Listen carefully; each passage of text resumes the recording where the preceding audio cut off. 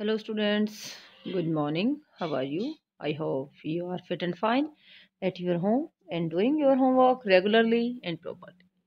Students, today we start remaining part chapter 8, our past history, women, caste and reforms, जिसकी first part की video मैं आपके पास send कर चुकी हूँ, जिसमें हमने सती जो प्रथा है उसके बारे में रीड किया, कब उस पर बैन लगाया गया और कब जो बदलाव आए हैं, जो हमारी कौन कौन से हमारे सोशल रिफॉर्मर हैं इंडियंस, राजा राम मोहन राय के बारे में हमने रीड कर लिया।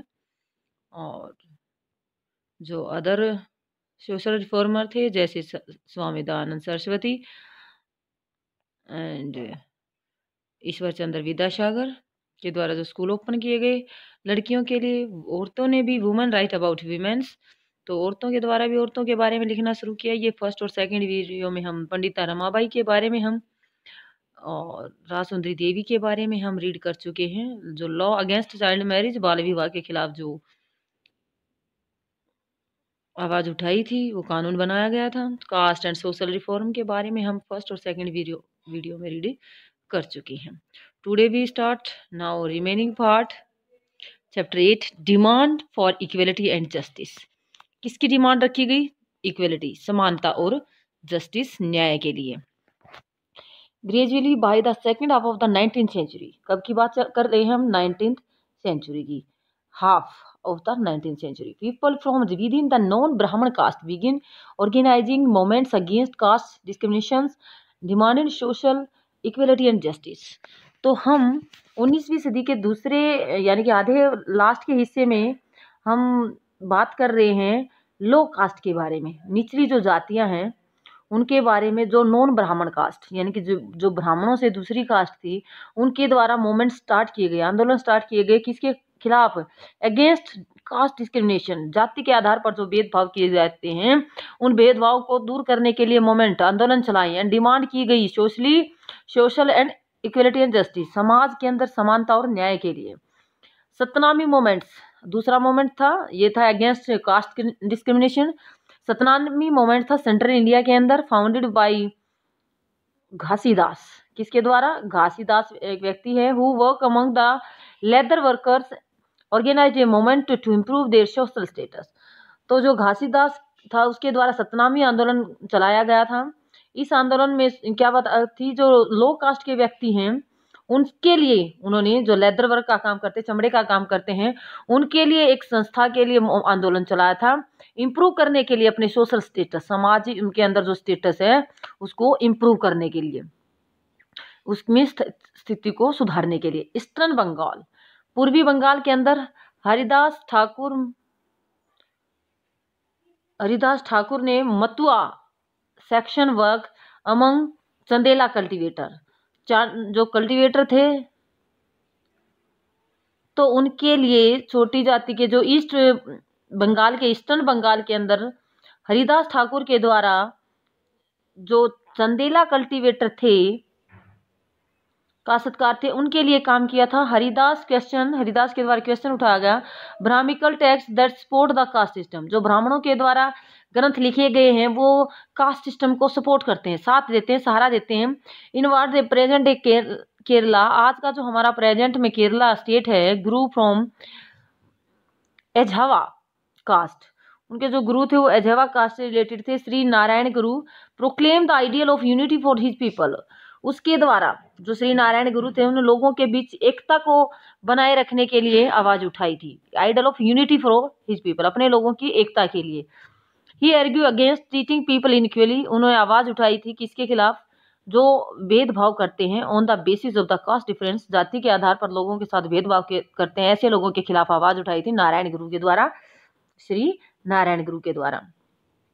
अकॉर्डिंग टू हिम, उसके according all human kind belong to the same caste, उसने कहा कि जितने भी हम ह्यूमन बींग्स हैं, जितने भी हम जीव हैं, व्यक्ति हैं, हम सब एक ही जाति के हैं। One of his famous statement, उसकी एक जो फेमस स्टेटमेंट है वो क्या है? ओरु जाति ओरु मातम ओरु देवियम मानुष ज्ञानी। तो उसके द्वारा एक फेमस स्टेटमेंट दी गई थी और उसने कहा कि जो सभी लोगों के लिए, हम एक ही व्यक्ति हैं, एक ही हमारा जो महानतम महत्व है एक ही जैसा है, और एक ही हम मनुष्यानी है, यानी कि हम एक ही मनुष्यानी के हैं, मनुष्य योनि के हैं, और हम सभी एक ही गुरु में या भगवान में विश्वास करना चाहिए। ये ऐसा किसके द्वारा, श्री नारायण गुरु के द्वारा बोला गया था, विचार दिए गए थे।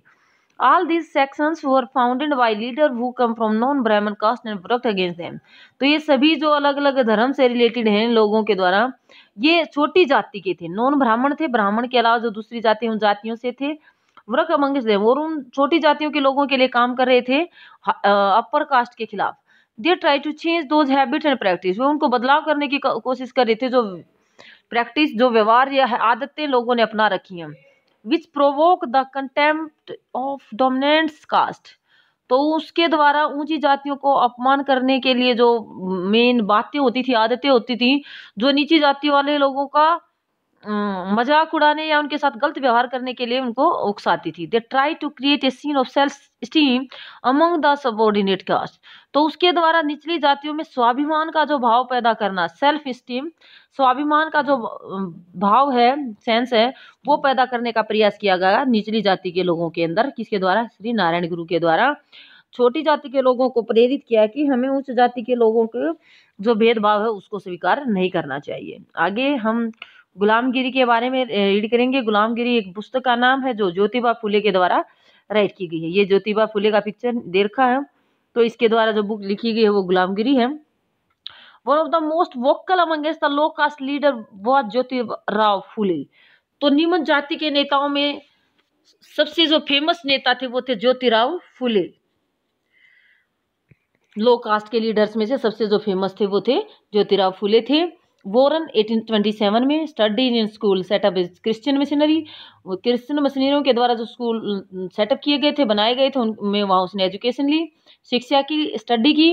On growing up the developed his own ideas about the injustice of caste society. जाति के आधार पर जो समाज के अंदर भेदभाव की जो विचार फैले हुए हैं उनके खिलाफ उसने आवाज उठाई, यानी कि जाति के आधार पर समाज में फैले हुए अन्याय के बारे में उसने अपने विचार व्यक्त किए। He set out to attack the Brahman. उसने ब्राह्मणों पर अटैक करते हुए, जोरदार अपने विचार व्यक्त करते हुए, that they were superior to others. क्या उसने कहा कि ब्राह्मण ही दूसरे से ज्यादा श्रेष्ठ हैं, दूसरे जो व्यक्ति हैं, दूसरी जाति के जो व्यक्ति हैं। सिंस दे वर आर्यन, क्या वे आर्यन हैं, आर्य होने के कारण वह श्रेष्ठ हैं। फुले आर्ग्यू दैट आर्यन वर फॉरिजनर। उसने कहा कि जो आर्यन लोग हैं वे फॉरेनर हैं, दूसरे देशों से आए हुए हैं, विदेशी हैं। Who came from outside the sub continent, वो हमारे महाद्वीप के बाहर से आए हुए व्यक्ति हैं। Defeated and subjugated true children of the country those who had lived here from before the coming of the Aryan. और उसने कहा कि जो आर्यन है वो बाहर से आए हुए हैं, और यहाँ जो हम रह रहे हैं इस देश के अंदर, यहाँ हम उन आर्यों से पहले यहाँ पर बसे हुए हैं। हम मूल निवासियों को, इन जो बाहर से आए हुए हैं, उन्होंने हमें हराकर हमें गुलाम बना लिया था, अपने अधीन कर लिया था, अपने कंट्रोल में कर लिया था। As the Aryan establish their dominance, और यहाँ आर्यों के द्वारा अपना डोमिनेंस, प्रभुत्व स्थापित किया गया। They begin looking at defeated population as inferior. तो उनके द्वारा देखा कि जो पराजित जनता है, जिस जनता को उसने हराया था, वो उनको छोटी जाति मानना शुरू कर दिया, इंफीरियर, अपने से कम मानना शुरू कर दिया, लो कास्ट पीपल कहना शुरू कर दिया। अकॉर्डिंग टू फुले, फुले के अनुसार upper caste had no right to their lands. Upper caste के लोगों की यहाँ अपनी कोई जमीन नहीं है, ना पावर है। In reality the land belong to the indigenous people, the so called low caste. उसने कहा कि वास्तव में ये जो जमीन है हमारी, ये हमारे हम लोगों की है, निम्न जाति के लोगों की है, जिनको लो कास्ट का कहते हैं, ये आर्य लोग या अपर कास्ट के लोग। ये बातें किसके द्वारा कही गई है, ज्योतिराव फुले के द्वारा। कौन सी बुक में लिखी गई है, गुलामगिरी के में। Phule claims that before Aryan rule there excited a golden age when warrior peasant tilled the land and rule the Maratha countryside in just the fair wages. तो यहाँ बताया गया कि फुले ने क्या क्लेम किया, दावा किया, आर्यों के यहाँ आने से पहले, जो आर्यन थे उनके शासन के से पहले हमारे यहाँ स्वर्ण युग था, गोल्डन एज था, जब जो योद्धा वो किसान थे, अपनी जमीन को जोतते थे, और जो मराठा थे वो न्याय संगत एंड फेयर वेजेज, उचित तरीकों से शासन करते थे। मराठों का शासन था आर्यों के आने से पहले तो वो उनका जो शासन था वो न्यायप्रिय था या उचित ढंग से शासन करते थे। ही प्रोपोज्ड दैट शूद्र, जिसको लेबर कास्ट कहते हैं, शूद्र यानी कि मजदूरी कैटेगरी के लोग, Ali Shudras, Ati Shudra sorry, untouchable should unite to challenge caste discrimination. The Satyashodhak Samaj an association Phule founded caste equality. तो जो ज्योतिराव फुले थे उसके द्वारा एक संस्था बनाई गई थी, जिस संस्था का नाम था सत्यशोधक समाज। तो इसने कहा कि जो छोटी जाति के लोग हैं, जो अछूत लोग माने जाते हैं, उस भेदभाव को खत्म करने के लिए उसके द्वारा एक संस्था बनाई गई थी जिसका नाम था सत्यशोधक समाज। और जो समाज के अंदर जाति के आधार पर भेदभाव किया जाता है उसको खत्म करने और इक्वलिटी को लागू करने के लिए यह संस्था उसने बनाई थी। किसके द्वारा बनाई गई थी? ज्योतिराव फुले के द्वारा। तो me here and you over there, तो मैं यहाँ और तुम वहाँ, ये किसके द्वारा लिखा गया है इसके बारे में हम रीड करते हैं। फुले was also critical the anti-colonial nationalism that was preached to upper caste leader, he wrote। तो उसके द्वारा क्या लिखा गया है? उस जाति के नेताओं के उन्होंने विरोध किया है जो कॉलोनियल नेशनलिज्म है, जो उपनिवेशवाद के राष्ट्रवादी के खिलाफ उन्होंने अपने शब्द लिखे हैं। ब्राह्मण have hidden away sword of their religion which has cut the throat of people's prosperity and now go about posing as great patriots of their country। तो इसमें क्या बता, ब्राह्मणों ने अपने धर्म की वह तलवार छिपा ली है जिसमें लोगों की संपन्न थे जो लोग, उनका गला काट दिया है। अब ये देश के महान देशभक्त बनकर घूम रहे हैं। They dash give the advice to dash our Shudras, वो हमारे शूद्र या मुस्लिम्स या पारसी जो युवा जवान है उनको सलाह देते हैं। Unless we put away all quarrelling amongst ourselves, avoid the division between high and low in our country, come together, our country will never make an progress, it will be unity to serve their purpose and then it will be me here and you over here again। तो ये क्या बोला जा रहा है, क्या कहा जा रहा है ज्योतिराव फुले के द्वारा कि हमारे जो शूद्र हैं, मुस्लिम हैं, पारसी नौजवान हैं, उनको ये ब्राह्मण क्या सलाह देते हैं कि हम ऊंच नीच के बारे में अपनी सारी लड़ाई झगड़ा बंद करके एकजुट करके नहीं होंगे तो हमारा देश कभी उन्नति नहीं कर पाएगा। ये एकता उन्हीं के फायदे में है, इनके बाद दोबारा यही स्थिति पैदा हो जाएगी और मैं यहाँ और तुम यहाँ। ये सब बातें ज्योतिराव फुले के द्वारा कही गई है, यानी उनके आइडियाज हैं, वो इस टाइप के विचार रखते थे। 1873 में फुले रोटे बुक नेम गुलामगिरी। संस्था कौन सी बनाई थी उन्होंने? सत्यशोधक समाज। लेकिन 1873 में उसने एक बुक लिखी थी गुलामगिरी, जिसमें मीनिंग स्लेवरी, यानी कि जिसका मतलब होता है दास। 10 ईयर बिफोर, 10 साल पहले जब इसने बुक लिखी Gulamgiri, the American civil war, America के अंदर एक सिविल वार चल रहा था, had been fought leading to the end slavery in America. America के अंदर दासता का जो टाइम था, जो लोगों को नौकर बना के दास बना के रखा जाता था, उसके खिलाफ लड़ी गई थी। फुले डेडिकेटेड हिज बुक, फुले की अपनी बुक में ये लिखा गया है इसके बारे में। These American who had fought to free slave, जो अमेरिकन लड़ाई लड़ रहे हैं अपने आप को नौकर, ये जो दासता है उससे आजाद कराने के लिए। Established link between the condition of the lower caste in India and black slaves in America. हमारे यहाँ लो कास्ट के जो व्यक्ति हैं उनकी कंडीशन जो किससे मिलती हैं? जो अमेरिका के अंदर ब्लैक स्लेव थे, जो उनको काले कहकर मजदूर के काले दास के नाम से जाना जाता था, वही कंडीशन भारत के अंदर है।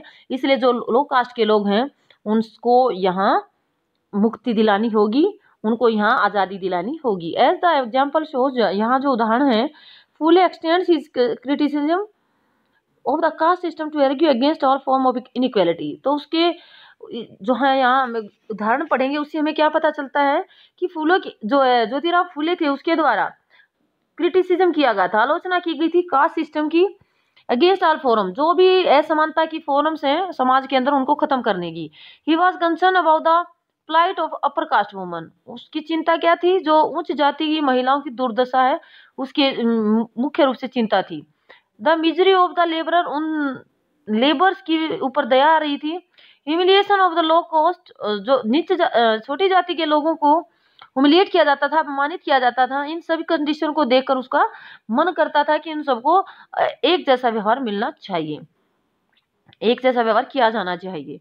This moment of for caste reform, जो मोमेंट चला गया था ज्योतिराव फुले के द्वारा, उसका मेन एम था कास्ट रिफॉर्म, जाति के आधार पर सुधार करना। Continue in the 20th century by other great Dalit leader B R Ambedkar western India, E V. Ramaswamy Naicker in south. तो इनके साथ जो ज्योतिराव फुले के साथ साथ जो बी आर अम्बेडकर थे, उसके द्वारा भी जाति से रिलेटेड जो रिफॉर्म्स थे वो सुधार किए गए थे वेस्टर्न इंडिया के अंदर, पश्चिमी भारत के अंदर। और जो ई.वी. रामास्वामी नायकर थे, वो साउथ में सुधार किए गए थे। तो इस प्रकार जो वेस्टर्न साइड में और साउथर्न साइड में अलग अलग नेताओं के द्वारा जाति सिस्टम में सुधार करने के लिए आवाज उठाई गई थी। हु कुड इंटर टेम्पल्स, तो जो टेम्पल थे उनमें कौन इंटर कर सकता था, कौन अंदर जा सकता है, ये परमिशन कौन देते थे, ब्राह्मण देते थे। अब यहाँ साइड की बात हम देखते हैं, we are also human beings, Ambedkar द्वारा कहा गया था कि हम भी इंसान हैं। 1927 में अम्बेडकर ने कहा, we now want to go to think only to prove that like other we are also human beings, Hindu society should be reorganized on two main principles, equality and absence of casteism। तो अम्बेडकर जी द्वारा कहा गया था, ये सिर्फ ये बात साबित करने के लिए तालाब पर जाना चाहते हैं कि औरों की तरह हम भी इंसान हैं, बाकी तालाब पर जाने का हमें कोई फायदा नहीं है। जहां तालाब पर जो अपर कास्ट के लिए होते थे, वेल होते थे, टेम्पल होते थे, वहां सिर्फ अपर कास्ट के लोगों को जाने की परमिशन थी। तो अम्बेडकर जी क्या कहते हैं कि हम उस तालाब पर सिर्फ इसलिए जाना चाहते हैं, ये प्रूव करना चाहते हैं कि हम इंसान हैं, हम इंसानों से कम नहीं हैं। ये प्रिंसिपल बनाए जाने चाहिए हमारी हिंदू सोसाइटी के अंदर कि सब हम इक्वल हैं, वी आर इक्वल और एब्सेंस ऑफ कास्टिज्म, हमारे यहाँ जातिवाद का कोई काम नहीं है, हमारे यहाँ जातिवाद नहीं है। The gateway to the Madurai temple drawn by the Thomas Daniells, तो ये थॉमस डैनियल्स 1792 में बनाया गया है ये पिक्चर, कि मंदिर के अंदर एंट्री, अनटचेबल जो है अछूत व्यक्ति, उनको मंदिर के अंदर एंट्री नहीं दी जाती थी, उनके एंट्री करवाने के लिए यहाँ मूवमेंट चलाया गया था। उसी के बारे में हम यहाँ रीड करते हैं, हु कुड एंटर टेम्पल्स, मंदिर के अंदर कौन जा सकता है।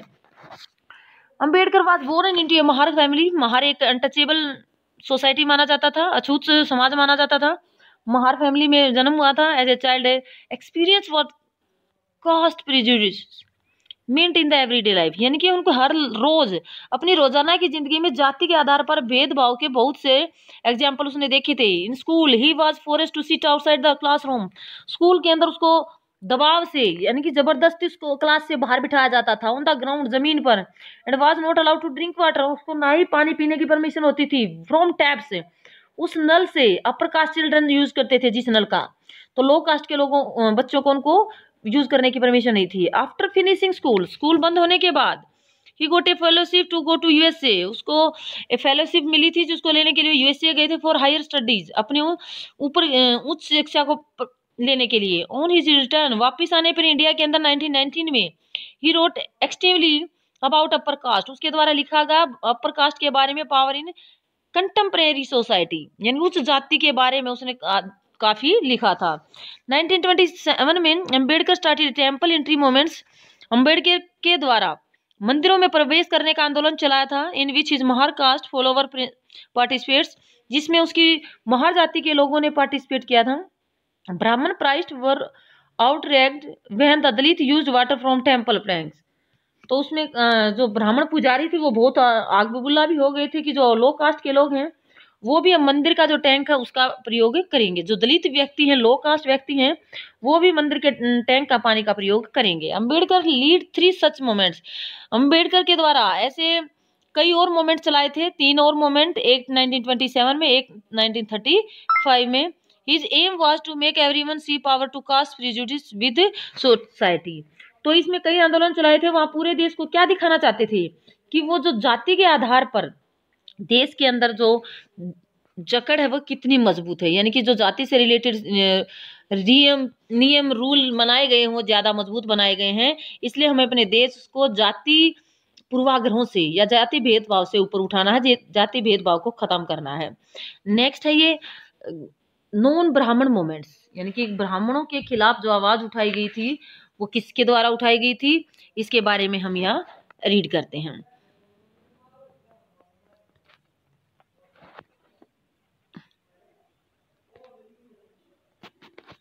इन द अर्ली 20th सेंचुरी, 20वीं शताब्दी में नॉन ब्राह्मण मूवमेंट स्टार्टेड, गैर ब्राह्मण आंदोलन शुरू किया गया था। Initiatives came from those non Brahman caste that acquired access to education, wealth, influence. तो इसमें गैर ब्राह्मण यानी कि ब्राह्मणों से अलावा जो कास्ट